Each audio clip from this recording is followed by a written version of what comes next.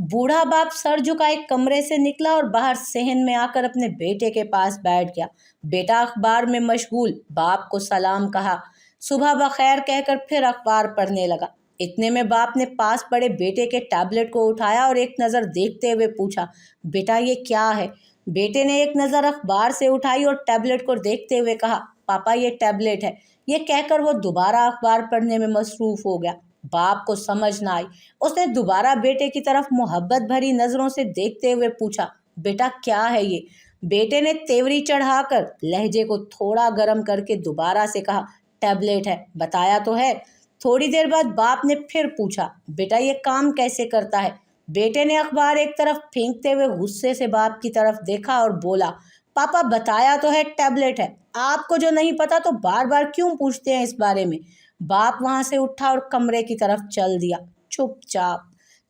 कहाँ जा रहे हैं? बेटे ने गुस्से भरे लहजे में दोबारा पूछा। बाप ने उसे वहीं बैठने का इशारा किया और खुद अंदर चला गया। थोड़ी देर के बाद अंदर से एक डायरी हाथ में उठाई और उसमें से कोई सफ़ा जो शायद जुबानी याद था या ढूंढ रहे थे, निकालते हुए बाहर आए।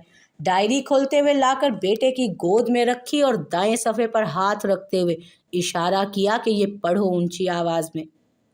आज मेरा बेटा 4 साल का हो गया है और मैं अपने बेटे को इसी खुशी में पार्क लेकर गया। मेरे बेटे ने आज एक चिड़िया देखी और मुझसे 21 मरतबा पूछा, पापा ये क्या है? मैंने हर दफ़ा बहुत प्यार से अपने बेटे को बताया कि बेटा ये चिड़िया है।